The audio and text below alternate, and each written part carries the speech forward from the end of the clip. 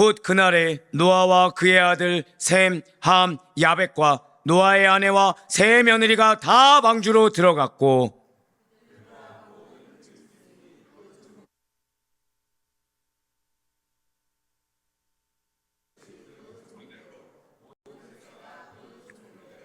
무릇 생명의 기운이 있는 육체가 둘씩 노아에게 나와 방주로 들어갔으니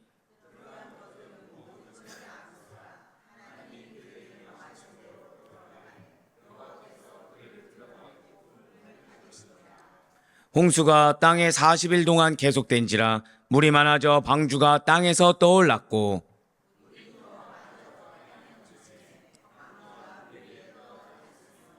물이 땅에 더욱 넘침에 천하의 높은 산이 다 잠겼더니 물이 불어서 15규빗이나 오르니 산들이 잠긴지라. 아멘. 할렐루야. 내 오늘 변함없이 살아있는 주님의 말씀의 은혜를 사모함으로, 그리고 우리가 어떠한 환경 가운데 어떠한 상황 가운데서도 오직 주님만을 신뢰하는 믿음으로 이렇게 말씀과 기도로 하루의 시작을 여는 우리를 기쁘게 받으시사, 자 우리 한번 크게 선포하시겠습니다. 반드시 응답하십니다. 네, 그렇습니다. 반드시 선하게 응답하신다라는 믿음의 확신을 가지고 이렇게 피곤한 육신을 이끌고 나오신 우리 모든 성도님들을 주님으로 환영하고 축복합니다. 이 새벽에 우리는 지금 창세기를 통해서 은혜 받는 귀한 시간을 가지고 있습니다. 지금 우리는 1장에서 11장 사이에 4가지 중요한 사건을 지금 하나하나 살펴보면서 나아가고 있는데요. 특별히 그 가운데 우리는 노아의 대홍수, 창세기 6장에서 9장 사이에 기록되어 있는 노아의 대홍수를 지금 우리 살펴보고 있다는 거죠. 그 가운데 오늘 본문 말씀인 창세기 7장 13절부터 20절까지의 말씀은 노아의 가족과 그리고 동물들이 방주에 승선하는 것을 지금 보여주고 있습니다. 그리고 대홍수가 온 세상을 뒤덮어가는 과정을 설명하고 있는 내용이 바로 오늘 본문의 말씀이 된다라는 거예요. 자, 먼저 창세기 7장 13절 말씀 한번 보도록 하시겠습니다. 곧 그날에 노아와 그의 아들 셈, 함, 야벳과 노아의 아내와 세 며느리가 다 방주로 들어갔고. 아멘. 자, 지금 노아 부부와 노아의 세 아들 부부가 방주로 들어간 일을 다시 설명하고 있습니다. 자, 한번 고백하실까요? 다시. 네, 그렇습니다. 다시 설명하고 있다라는 거예요. 지금 단순히 남자들만 말하는 것이 아니라 한 가정이 온전하게 하나님의 말씀에 순종했다. 뭐라고요? 가정이 온전히 하나님의 말씀에 순종했다는 의미를 담기 위해서 남편과 아내가 같이 들어갔다는 것을 지금 증명해주고 있습니다. 그런데 지금 창세기 7장 13절에 붉은색으로 표현된 부분이 굉장히 중요해요. 지금 붉은색으로 뭐라고 나와 있습니까? 곧 그날에 라고 지금 나와 있어요. 자, 이날이 어떤 날입니까? 이날은 홍수가 일어난 날, 그 7일 이전에 방주에 들어간 바로 그날을 이야기하고 있어요. 자, 이날이 어떤 날이라고요? 한번 고백하시겠습니다. 방주에 들어간 날. 네, 그렇습니다. 방주에 들어간 바로 그날을 지금 창세기 7장 13절 말씀이 이야기하고 있는데, 사실 이미 창세기 7장 7절과 창세기 7장 10절에서 노아의 가족이 방주에 승선한 지 일주일 후에 대홍수가 일어났음을 이미 한 번 더 알려주었다는 거예요. 한번 창세기 7장 7절과 10절 말씀 한번 보도록 하시겠습니다. 노아는 아들들과 아내와 며느리들과 함께 홍수를 피하여 뭐라고 나와 있습니까? 방주에 들어갔고, 그리고 10절에 뭐라고 나와 있어요? 7일 후에 홍수가 땅에 덮이니 라고 나와 있어요. 예, 맞습니다. 7장 7절에 이미 방주에 들어갔고 라고 나왔는데, 오늘 13절 말씀에 또 뭐라고 말을 하고 있어요? 다 방주로 들어갔고 라고 말을 하고 있다는 것입니다. 그렇기 때문에 방주 승선을 다시 설명하고 있는 이 13절에서 말하는 곧 그날에는 바로 대홍수가 일어나기 일주일 전, 바로 그날을 말을 하고 있다는 거예요. 자, 그런데 이렇게 성경에서 방주 승선을 다시 한 번 더 설명하는 이유, 재진술하는 이유가 있다는 것이죠. 그것은 대홍수로 인해서 온 세상이 휩쓸려 들어간 것과의 대조. 자, 무엇이라고요? 한마디로 심판을 받는 것과 대조를 통해서 노아의 가족 8명만큼은 세상의 다른 모든 사람들과 달리 아주 안전하게 방주에 거하고 있음을 극적으로 보여주기 위함이라는 것입니다. 즉, 심판과 구원, 멸망과 승리, 이거를 극명하게 보여주기 위함이라는 거예요. 결국 말씀에 순종하고 하나님 말씀에 그대로 따랐는데 그냥 따른 것이 아니라 한 가정이 올바르게 따랐을 때 얼마나 안전하게 방주 안에 승성해서 구원을 받았는지, 얼마나 안전하게 하나님께서 많은 사람의 조롱이 있었지만 그럼에도 불구하고, 자, 지금 방주의 승성은 노아 한 사람이 아니죠. 누구하고 지금 같이 됐다고 말씀드렸습니까? 노아와 아내, 그리고 세 아들 역시도 누가 기록되어 있어요? 며느리까지 같이 승선하고 있음을 보여주고 있다는 것입니다. 그렇습니다.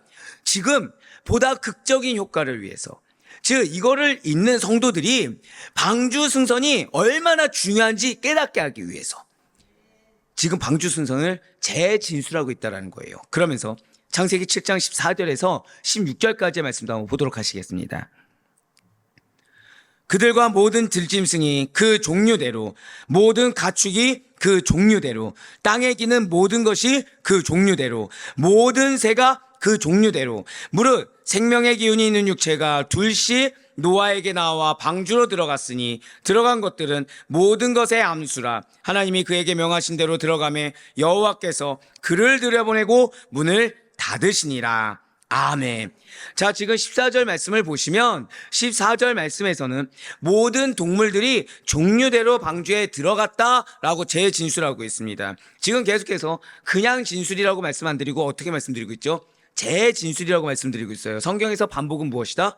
중요하기 때문입니다. 예, 맞아요. 하나님께서 지금 죄악을 심판하시는 중에서도 자비를 베풀어 주고 계시다는 거죠. 당신께서 친히 창조하신 피조물의 모든 종들을 예외 없이 보존해 주고 계시다는 거예요.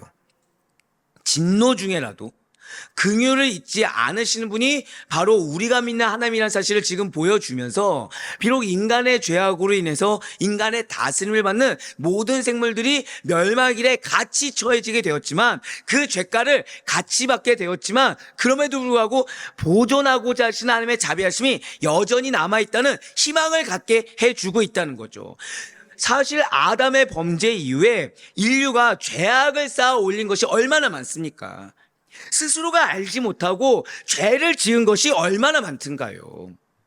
그런데도 불구하고 지금 그러한 죄악을 일일이 다 결산하셔서 하나님께서 작정하시고 심판하시고자 한다면 멸망당하지 않을 자가 얼마나 많겠습니까? 사실 오늘 이 본문은요, 원어로 보잖아요. 처참합니다. 처참해요. 진실로. 그런데도 지가 이 처참한 내용 가운데서 하나님께서는 지금 무엇을 말씀하고 계세요? 자비의 하나님을 말씀하고 계세요. 지금 뒤에 나오겠지만 처절합니다. 사실은 우리가 회개의 기회가 있다는 거, 하나님의 자비하심을 깨닫는 건 큰 은혜예요. 왜냐하면 아무리 기회를 줘도 모르는 자는 모른다는 겁니다. 아무리 기회를 줘도 그 자신의 쾌락과 감정과 자신의 목표에 포커스를 맞춘 자들은 승선을 아예 놓쳤다는 거예요. 진실로 하나님께서는 지금 대홍수의 심판을 단행하기 전에 이 땅에 남겨야 할 자와 동물의 수를 정하시사 그들에게 특별한, 절대 고백하실게요, 보호하심의 은혜, 네, 보호하심의 은혜를 베풀어 주셨다는 거예요. 이러한 은혜 안에 머물게 된 노아의 가족들과 모든 동물들이 방주에 들어가자마자, 자, 누가 방주의 문을 닫으셨습니까? 한번 창세기 7장 16절 후반절 말씀 한번 보도록 하실게요. 7장 16절 후반절 말씀 보시면 여호와께서 그를 들여보내고 문을 닫으시니라. 자, 들어가는 걸 누가 허락하셨습니까? 하나님께서 허락하셨고, 누가 문을 닫으셨나요? 하나님께서 문을 닫으셨다라는 거예요. 자, 그런데 왜 여호와라고 기록했다고 말씀드렸죠? 약속하신 대로, 말씀하신 대로. 그걸 지금 강조하고 있어요. 이 말씀은 지금 하나님께서 노아와 방주 안에 있는 모든 존재들을 안전하게 보호하시기 위해서 노아 뒤편에서 방주의 문을 단단히, 그냥 닫으시니 아닙니다, 단단히 걸어 잠그셨다는 사실을 지금 보여주고 있습니다. 무엇일까요? 구원의 방주는요, 오직 전능하신 하나님의 보호하심에 의해서만 안전하고, 구원의 방주라는 것은 내가 들어가고 싶다고 해서 들어갈 수 있는 것이 아닙니다. 하나님이 열어주셔야 들어갈 수가 있는 것이고, 하나님이 허락하지 않으면 들어갈 수가 없다는 거예요. 우리가 영혼을 위해서 간절히 기도해야 되는 이유가 바로 여기에 있어요. 하나님께서 그 영혼에 대해서 열어주지 않으시면 그 영혼들은 하나님께서 지금 기회를 주는지 아니면 하나님께서 지금 은혜를 주는지 깨닫지 못한다는 거예요. 예, 하지만 그 영혼이 제발 깨닫게 해달라고, 하나님의 그 손길을 받아들이게 해달라고 우리가 간절히 그 영혼을 안타깝게 여기며 사랑하며 기도해야 되는 이유가 바로 여기에 있다는 거죠. 구원의 문은 항상 열려있는 것이 아니라는 것입니다. 자, 지금 방주의 문이 항상 열려 있습니까? 아니에요. 항상 열려 있는 것이 아닙니다. 하나님의, 자, 이 지금 문을 닫으시니라 이거 보시잖아요. 굳건하게, 한번 고백하실까요? 단호하게. 예, 단호하게가 있어요. 단호한 결정에 의해서 닫혀질 때가 있다는 겁니다. 그때는 그 누구도 구원을 받을 수가 없다는 거예요. 사랑하는 우리 성도 여러분들, 진실로 우리에게는 구원의 문이 열려 있습니다. 우리에겐 기회의 문이라는 게 열려 있어요. 우리 주님께서는 당신의 귀한 그 어린 양들을 구원의 문 안으로 들이시사 한 마리의 양도 잃어버린 일이 없도록 안전하게 보호하신다는 사실을 잊지 마시길 바라겠습니다. 그 가운데 우리에게 항상 기회를 주고 계시다는 거예요. 그 방주 안에 들어갈 수 있는 기회, 하나님의 은혜 안에 들어갈 수 있는 기회를 항상 베풀어 주십니다. 하지만 그 항상은 무엇이 있다? 때가 있다라는 거예요. 그 때를 놓치면 들어갈 수가 없습니다.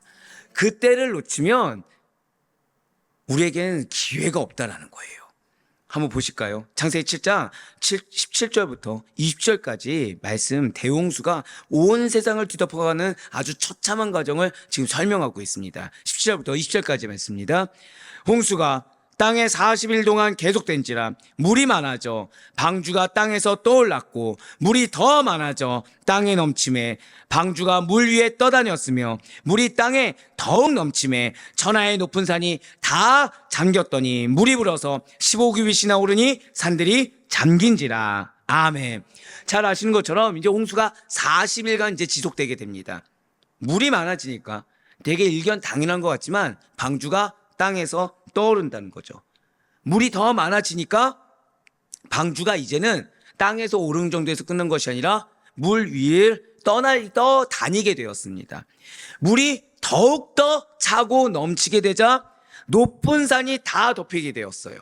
물의 높이가 산들의 정상보다 15규빗, 즉 6.84m, 정확히는 한 7m 정도 높아지는 결과를 맞이하게 되었습니다. 지금 대홍수가 일어난 상황을 매우 실감나게, 그것도 점층적으로 이렇게 와닿을 수 있게끔 묘사하고 있다는 것이죠. 자, 한번 계속 17절부터 20절까지 말씀 다시 한번 더 보시면, 지금 붉은색으로 보시면 17절에 물이 어떻다고요? 많아져.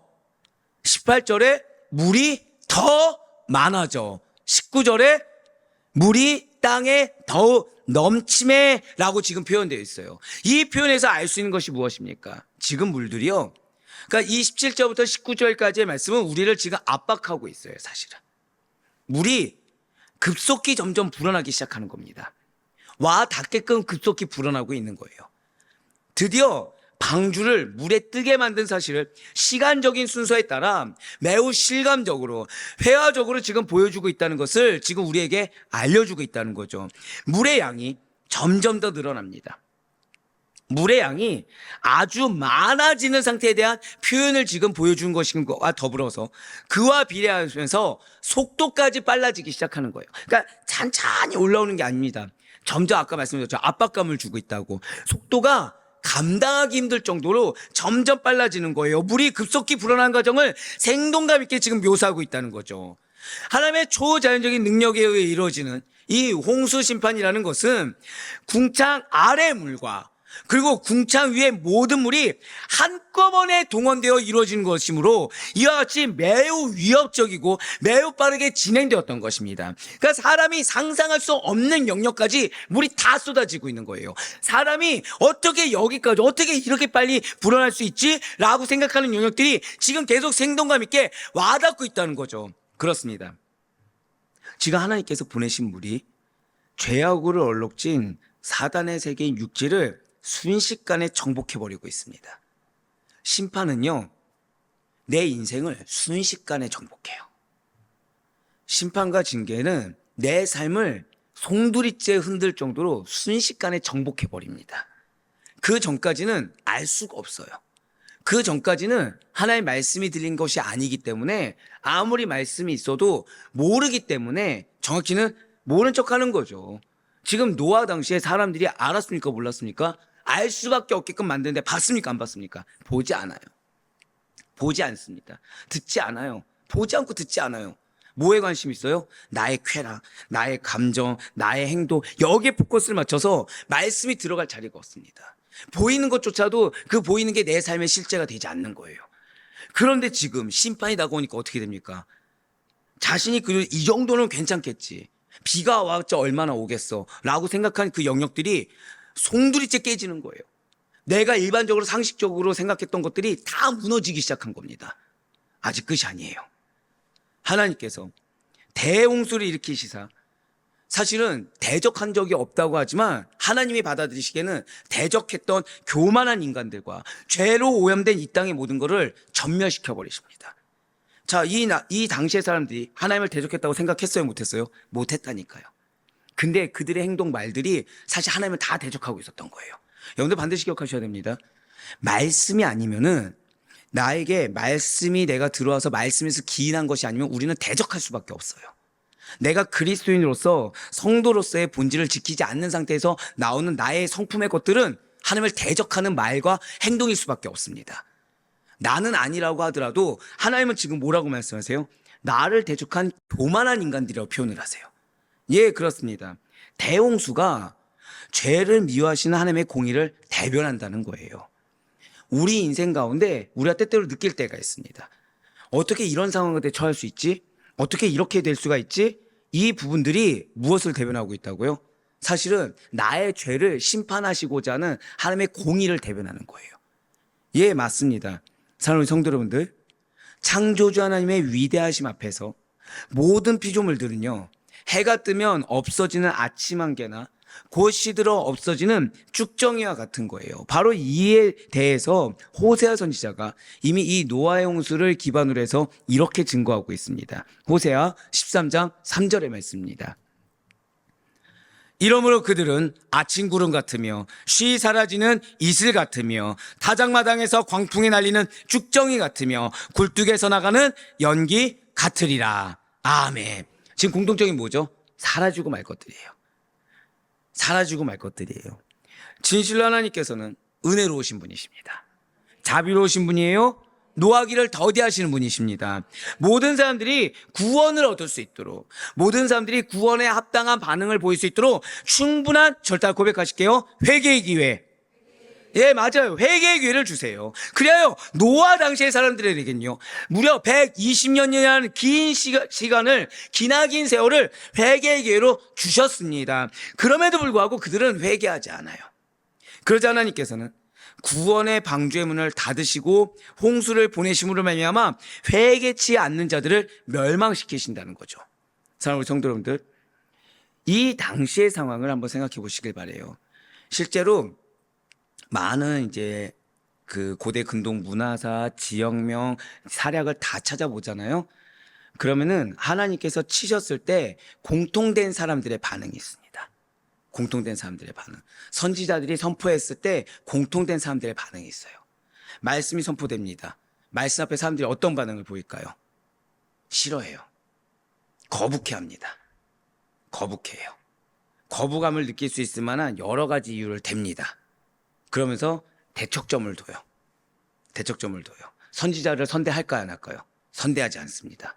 노아를 선대하지 않듯이 선지자를 선대하지 않습니다. 말 가운데 모멸감이 나옵니다. 행동 가운데 멸시가 나옵니다. 비가 내리기 시작했어요.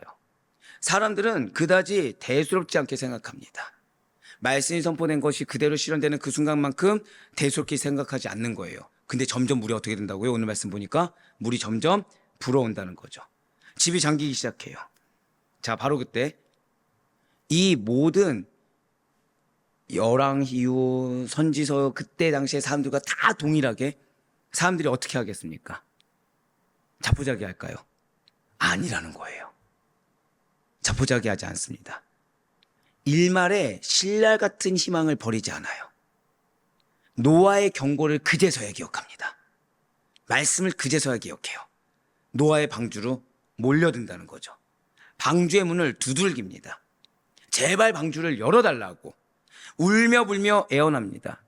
근데 아무리 두들기고 아무리 애원해도 방주문이 굳게 닫혀 있다는 거예요. 아무리 애원하면서 소돔과 고모라를 벗어나게 해달라고 해도 소돔과 고모라 문이 닫혀 있는 겁니다. 왜입니까?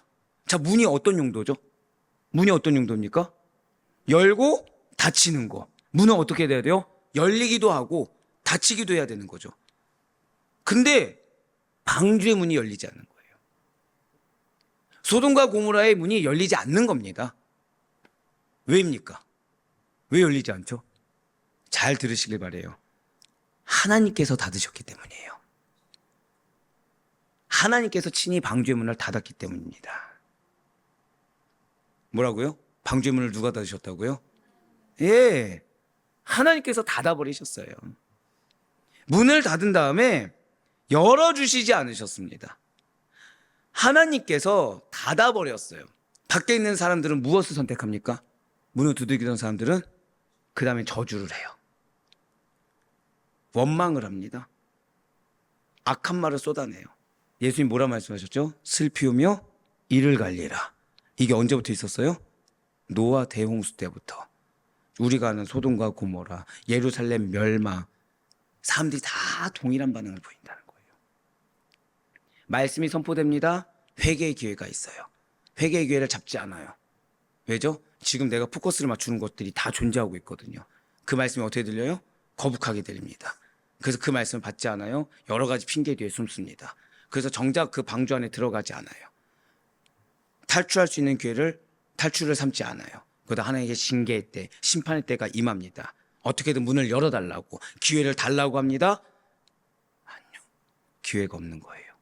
그러니까 선택한 건 뭐예요? 그 순간이라도 회개한 것이 아니라 슬피우며 이를 가며 저주하고 악한 말을 쏟아내다가 멸망하게 된다는 거죠. 우리는 반드시 이 원리를 기억해야 됩니다. 성경에서 반복적으로 말하는 건 무엇이라고요? 중요하기 때문이에요. 예, 맞아요. 놓치지 말라는 거예요. 우리는 이 원리를 기억해야 되는 것입니다. 기회가 있을 때 잡아야 돼요. 그렇지 않으면 이 세상에는요, 이 어질꼰딱한 이 세상 가운데서는 기회가 있어도 잡지 못하는 영혼들이 허다할 수밖에 없다는 거예요. 자, 어떤 사람이 죄를 짓게 되었어요?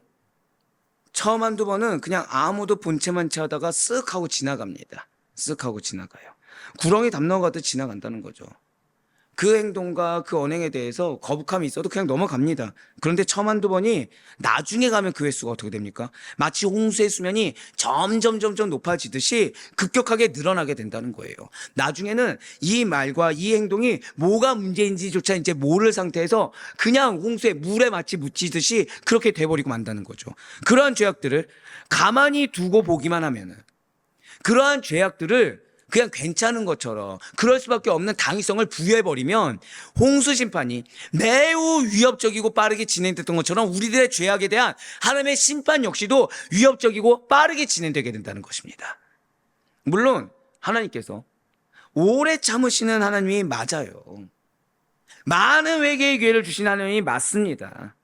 제가 오늘 말씀드렸죠. 오늘 말씀은요, 원어적으로 보고 역사학적으로 보고 지리학적으로 보고 봐도 동일한 느낌이 뭐냐면 처참하다예요.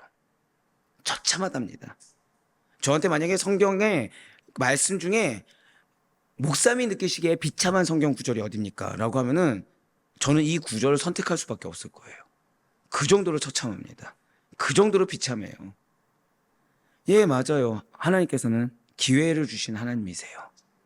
오래 참으시는 하나님입니다. 그렇기 때문에 아니 근데 사랑의 하나님이시고 자비 하나님이신데 왜 심판을 하십니까? 아니 77번도 참으라고 하신 분이 왜 용서를 안 해주시는 것입니까? 라고 질문할 수도 있어요. 하지만 회개에는 기회가 무한정으로 있지는 않습니다. 회개에는 기회가 늘 항상 있는 것이 아니에요. 이를 반드시 알아야 됩니다. 우리의 죄악에 대해서, 회개하지 않는 완악한 심령에 대해서 아무리 모른 척하고 아무리 내가 생각했을 때 합당할 만한 핑계를 댄다고 하더라도 하나님께서는 마지막 때에 결산하신다는 사실을 잊지 말아야 됩니다. 하나님 우리에게 딱 하나 물어보신다고 어제 말씀드렸죠. 너가 믿음이 있느냐? 이 질문에 내가 아멘으로 대답할 수 있어야 돼요. 근데 그 아멘을 하나님께서 인정하고 들으실 수 있어야 된다는 거죠. 노아의 방주 밖에서 나는 믿음이 있었습니다라고 아무리 얘기해봤자 소용이 없다는 거예요. 아무리 두들기고 내가 지금 믿습니다, 내가 지금 회개합니다 해도 소용이 없다는 거예요. 들어갈 수 있는 때 그때 들어가야 된다는 거죠. 내가 아무리 지금 이게 시급하고 내 마음이 지금 이렇다고 하더라도 하나님이 말씀하셨을 때 아멘으로 순종하고 들을 때 그때가 은혜 때고 그때가 기회 때라는 것입니다. 결국 회개의 기회를 놓친 노아 당시의 사람들이 어떻게 되었습니까? 서서히 물속으로 잠기게 되었어요. 그들 입이 뭘 얘기했다고요? 이를 갈았어요. 저주하면서 물에 잠겼어요. 회개하면서 잠기지 않았어요. 그렇습니다. 회개의 기회를 놓친 자는 영원한 멸망에 처해지게 됩니다. 기회라는 건요, 제가 항상 두려워하는 게 있어요. 여러분들, 하나님이 마음을 딱 주신 거예요. 하나님 마음을 주신 거예요. 왠지 회개해야 될 것 같은 거예요. 근데 이 마음 한켠에서는 억울함, 속상함, 답답함이 올라와요. 그래서 이거를 모른 척 하잖아요. 이미 그 시간 지나가 버린 거예요. 나중에 이 문제 가지고 회개한다? 이미 그 시간은 지나갔어요. 그럼 나중에 회개할 땐 뭐까지도 회개해야 되는 거예요? 이 시간에 이 하나님의 음성을 내가 무시하고 내 마음을 잡았던 것까지 회개해야 돼요. 근데 사단이 그렇게 두든가요? 사단이 그렇게 두지 않죠. 이 시기를 놓쳤던 거는 아예 까맣게 잊어버리게 하죠. 왜죠? 나한테 지금 몰두하고 있고 지금 나의 세상적인 여건, 여기에 몰두하게 하거든요. 인간적인 여건에 몰두하게 하거든요. 사랑하는 여러분들, 마음을 주실 때 붙잡으셔야 돼요. 말씀을 주실 때 붙잡으셔야 돼요. 안 붙잡아도 될 만한 이유를 아무리 대봤자 하나님의 질문 앞에 답할 수가 없습니다. 그래서 너가 믿음이 있었느냐? 이 말에 뭐라고 대답하겠습니까? 나중에 돌이키려고 했을 때 만약에 그때가 닫힌 상황이면 우리가 어떻게 할까요? 아무리 우리가 문 열어주세요 해도 문 안 열어주면 어떡합니까? 여러분들, 회개의 기회를 놓친 자들의 공통적인 반응이 무엇이었다고요? 슬피우며 이를 가는 거. 하나님께서는 오늘날도 동일하게 계속해서 최후 심판에 대해서 경고하고 계십니다. 회개할 것을 촉구하시며 죄인들이 회개하기를 오래 참고 기다리고 계시다는 거예요. 그런 의미에서 하나님께서 심판을 유보하고 계신 이때, 기다려주고 있는 이때가 은혜 받을 만한 때요, 구원의 날인 것입니다. 여러분들, 은혜는 다른 것이 아니에요. 기회 받은 게 은혜입니다. 몰라서 모른 척하는 것이 아니라 기회 주고 계신 거예요. 그래서 기회 주실 때 내가 원하는 대로 천방지축으로 날뛰어서 되는 것이 아닙니다. 기회 주실 때 빨리 회개의 기회로 들어와야 돼요. 기회 주실 때 자중해야 되고 기회 주실 때 말씀으로 들어와야 되는 것입니다. 그러니 우리는 하나님께서 구원의 문, 은혜의 문을 닫으시기 전에 속히 회개하고 구원의 방주로 들어갈 수 있는 우리 모두가 되길 간절히 소망합니다. 내 마음 가운데 혹시라도 이 회개의 메시지 앞에 거북함이 들거나 이 회개의 메시지 가운데 악한 마음이 든다고 한다면 내가 지금 하나님께서 지금 나에게 기회를 주신 걸 깨달을 수가 있어야 돼요. 여기에 나는 아니겠지라고 생각하잖아요. 빨리 깨달을 수 있어야 됩니다. 왜죠? 사단은 지금 내가 은혜 때를 누리는 걸 원치 않기 때문이에요. 사단은 지금 내가 은혜 때가 되는 거, 이게 기회라는 걸 얻는 것을 깨닫지 못하기를 원하고 있다는 거죠. 우리는 오늘이 바로 우리가 온전히 정결함을 입어서 구원의 도구로 노아와 같이 쓰임받길 원하시는 하나님의 음성을 들을 수 있는 절호의 찬스인 것입니다. 그래서 정말 여러분들, 무거운 메시지가 우리를 무겁게 만드는 게 아니에요. 무거운 메시지를 무겁게 느끼는 게 은혜입니다. 왜죠? 성경에서 반복은 뭐예요? 중요하기 때문이라고 했죠. 성경에서 무겁게 얘기하는 게 뭐예요? 중요하기 때문이에요. 사단은 그거를 성경에서 말하는 하나님의 무게감을 느끼게 하는 것이 아니라 누구에게 초점을 맞추게 해요? 내 마음에 초점을 맞추게 해요. 그리스도인은요, 내가 없는 사람들이 그리스도인입니다. 그리스도인은 하나님만 있는 존재예요. 그 하나님이 있어야 내 존재가 있는 거고, 하나님이 없으면 내 존재가 없는 존재입니다. 내가 드러나 있다, 또는 내 감정이 드러나 있다, 내 상태가 드러나 있다. 내가 지금 은혜의 때를 누리길 원하는, 사단이 원치 않기 때문에 나를 중요하게 여기는구나 라고 생각하고 속히 돌이킬 수 있어야 됩니다. 아직 우리는 구원의 방주가 열려 있습니다. 구원의 방주가 열려 있을 때 노아의 음성을 듣고 노아가 짓는 방주를 보고 들어갈 수 있는 기회가 우리에게 있는 거예요. 그리고 그런 우리로 인해서 또 다른 누군가, 나에게 붙여준 영혼이 다시 구원의 방주로 들어오게 되는 것입니다.